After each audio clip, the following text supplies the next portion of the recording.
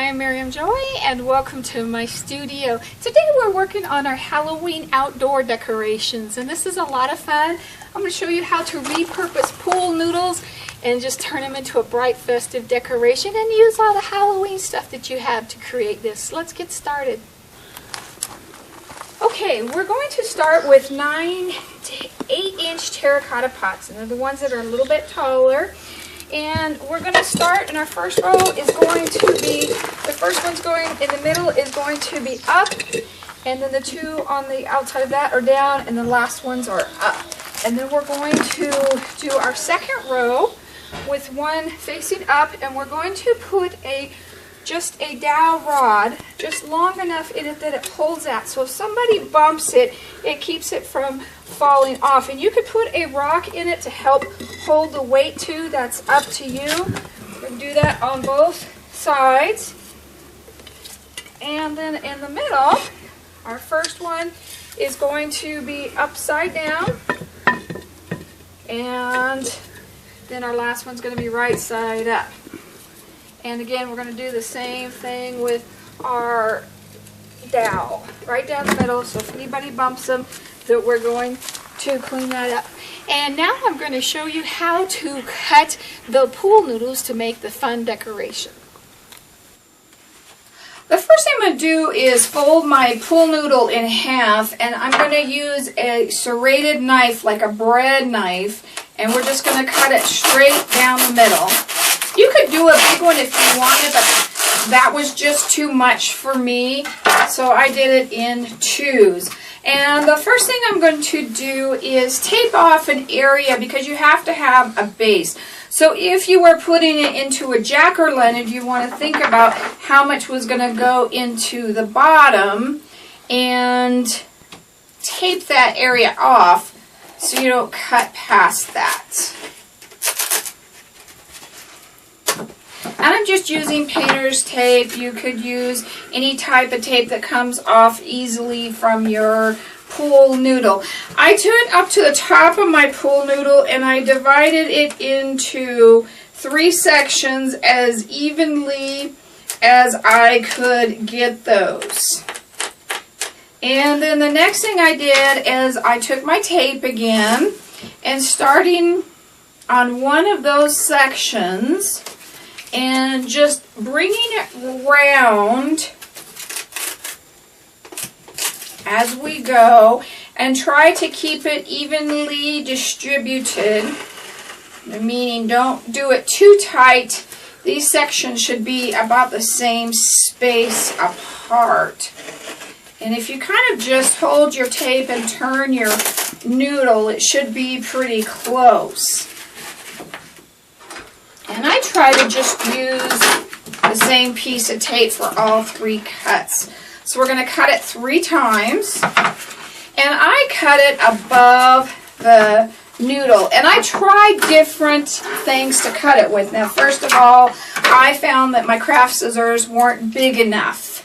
It didn't work real well. So I did some with my craft scissors, but I also liked my box knife. And you need it thick enough that it goes through the noodle to the middle of our noodle, but doesn't go any further than that. And I tried to keep it straight up and down as I'm working. I'm kind of working backwards here. Try not to cut your tape because then you have the blue on the noodle, but try and keep this as straight up and down as you possibly can. And I have to go back and clean mine up with my scissors after I'm done. And if you find a better way to cut this, more power to you. I just really enjoyed these. And at the end of the pool season, there was only orange noodles left, and that's kind of what put the idea into my head. But you could think about using green and purple and different things too. Now, if you didn't go all the way through in a couple of sections, just kind of trim those, open those up. But you should only have a couple here and there, otherwise you're not cutting that deep enough. In fact, I probably have more than that should open pretty easily. There we go. All the way down. Okay, now we're going to take our tape off and we're going to move it over to our next section. And I tried using the wider tape and it was too wide. If you found a tape that was just the right length for all 3 sections, because that's probably about 1.5 inches, I'm not quite sure of that. Sometimes I do a little bit more and a little bit less. Now this looks about 1/2 inch up from the last section that I did. So again, you want to keep that as even as you possibly can.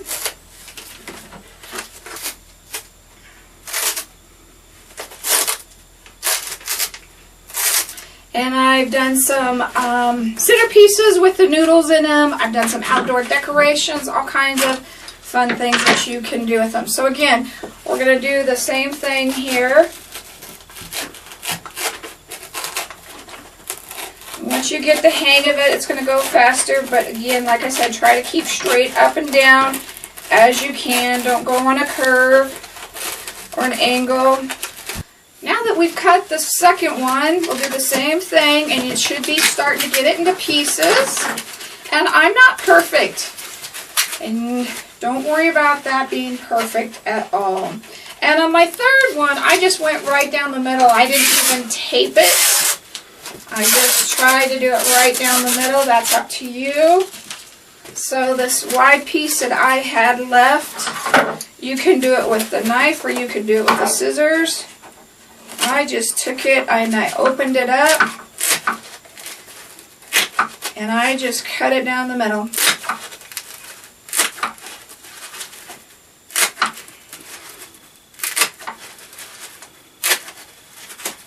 Just don't make it harder than it is. Don't make it perfect. It's not supposed to be perfect. This is Halloween. We're supposed to have jagged edges and spooky stuff. You can clean it up if you want to. You don't have to. Just get this real fun, playful. It's great because you can put it outdoors. It's weatherproof. You don't have to worry about it. You can save it till next year. I don't think the little critters will eat it when it's in storage. And we're just going to unwrap it.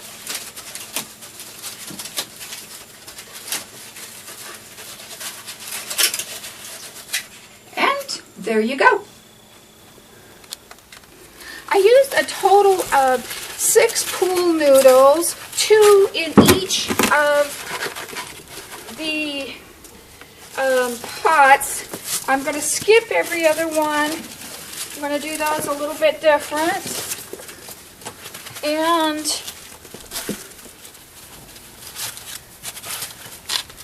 stick those all down. You could do all of them if you wanted to. That's totally up to you. There's nothing wrong with that, however you want to do that or you feel that you want to. I also did a green one just for fun, and you could put green, purple, things like that in there as well. So however you think you want to put those in. I'm going to feel some spooky stuff. I just went to my Halloween stuff and saw what kind of stuff I had. Like an old spider web, and of course we have our pumpkin pails, and you don't have those are $1 at your Walmart. And I'm just going to fill these with different things. I'm going to put rocks in the bottom of the pails to keep them from running around on me. Now like on this guy, I decided I wanted a skull in him. And Halloween night, if you wanted him to glow, drop a glow stick in the pail itself, and that'll kind of give you a spooky effect. And I'm just going to set that guy right on top of there where he kind of sticks out.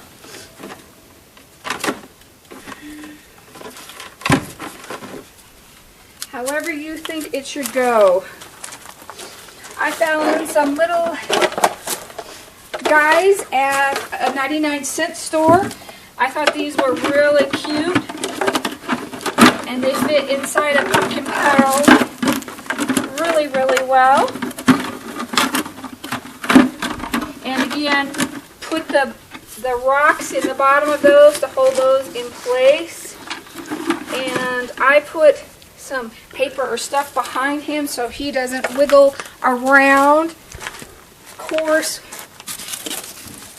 you can add anything, but I use some kind of the, what is this stuff called? The netting, the kind of spooky netting. I know I'll think of that later. And I thought that would be kind of fun. Just tuck it in here and there, wherever you wanted to. I'm also going to use a gravestone. And it'd be really cool if you had a light that you could put down there and then shine your light on it like an orange or a red one, especially Halloween night. I think that would be a lot of fun.